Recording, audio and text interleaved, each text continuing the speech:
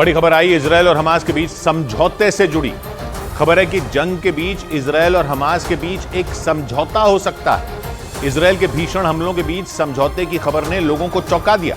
ऐसा लगा कि कहीं जंग खत्म करने पर ही तो सहमति नहीं बन गई, लेकिन फिर पता चला कि यह समझौता हमास के कब्जे में मौजूद बंधकों को लेकर हो सकता है। हमास के पास इजरायल के 200 से ज्यादा बंधक होने का दावा है और अब खबर है कि इनमें कुछ बंधकों की रिहाई पर इजरायल और हमास के बीच एक डील हो सकती है, यानी जल्द ही हमास कुछ बंधकों को रिहा कर सकता है। माना जा रहा है कि इजरायल के घातक हमलों की वजह से ही हमास बंधकों के मुद्दे पर एक कदम पीछे हटने को तैयार हुआ है, क्योंकि सीज फायर होने पर बंधकों को छोड़ने की उसकी शर्त को इजरायल बार बार ठुकरा रहा है।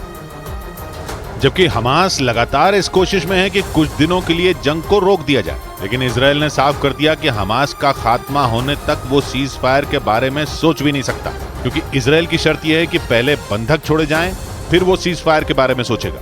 हालांकि अब दोनों के बीच बंधकों को लेकर बात बनती हुई दिख रही है। न्यूज एजेंसी रॉयटर्स के मुताबिक इजरायल और हमास के बीच जल्द एक समझौता हो सकता है। खबर के मुताबिक 2 रोज पहले इजरायल की खुफिया एजेंसी मोसाद के चीफ कतर गए थे, जहां कतर की मध्यस्थता में हमास से समझौते को लेकर कुछ शर्तों पर बातचीत की भी खबर है। मतलब ये कि इजरायल भी अपने बंधकों की रिहाई के लिए हमास जैसे कट्टर दुश्मन के साथ भी समझौता करने को तैयार है। लेकिन खबर है कि हमास ने इजरायल के सिर्फ 50 बंधकों को ही छोड़ने की बात कही और उसके बदले में उसने 3 दिन के सीज फायर की मांग कर दी। यानी बंधकों की रिहाई पर कई तरह की शर्तें रखकर हमास अड़ंगा लगा रहा है। कहा जा रहा है कि इसीलिए इजरायल और हमास के बीच समझौता नहीं हो पा रहा, क्योंकि इजरायल पहले ही साफ कर चुका है कि वो गाजा में हमले नहीं रोकेगा, लेकिन बंधकों की रिहाई के मुद्दे पर उसे फिर से सोचना पड़ा और उसने समझौते के लिए बातचीत भी कतर के जरिए शुरू की। लेकिन खबर है कि हमास ने इजरायल के सिर्फ 50 बंधकों को ही छोड़ने की बात कही और यही वजह बताई जा रही है कि दोनों के बीच समझौता नहीं हो पा रहा। और वो नहीं चाहता है कि हमास के कब्जे में उसके नागरिकों को एक खरोंच तक आए,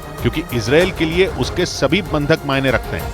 7 अक्टूबर को इजरायल पर हमले के दौरान हमास ने 240 से ज्यादा लोगों को बंधक बनाया था, लेकिन 1 महीने से ज्यादा वक्त बीत चुका है, मगर बंधक कहां हैं, किस हाल में हैं, इसकी जानकारी इजरायल की सेना और सुरक्षा एजेंसियों को नहीं लग पाई है। और यही वजह रहेगी कि बंधकों की रिहाई के मुद्दे पर नेतन्याहू घर में ही घिरते जा रहे हैं और वहां आए दिन नेतन्याहू के खिलाफ प्रदर्शन भी हो रहे हैं। यरूशलेम में भी कुछ लोगों ने नेतन्याहू सरकार के विरोध में जोरदार प्रदर्शन किया और नेतन्याहू सरकार से जल्द बंधकों को छुड़ाने की अपील की। यरूशलेम में हजारों लोगों ने सड़कों पर उतरकर बंधकों की रिहाई के लिए आवाज उठाई। वहां पर चारों तरफ सिर्फ और सिर्फ प्रदर्शनकारियों का ही कब्जा दिखाई दिया। जिन लोगों के परिवार के लोगों को हमास ने बंधक बनाया था, उनका गुस्सा ऐसा भड़का कि उन्होंने नेतन्याहू के खिलाफ मोर्चा ही खोल दिया। मतलब बंधकों की रिहाई के मुद्दे पर इजरायल में बवाल बढ़ता ही जा रहा। वहां की संसद में भी लगातार बंधकों की रिहाई को लेकर आवाज उठ रही है। माना जा रहा है कि इसीलिए नेतन्याहू के रुख में भी बदलाव आया है और वो अपने कट्टर दुश्मन हमास के साथ भी समझौता करने को तैयार हो गए हैं, ताकि किसी भी सूरत में हमास के कब्जे से बंधकों की सुरक्षित रिहाई कराई जा सके।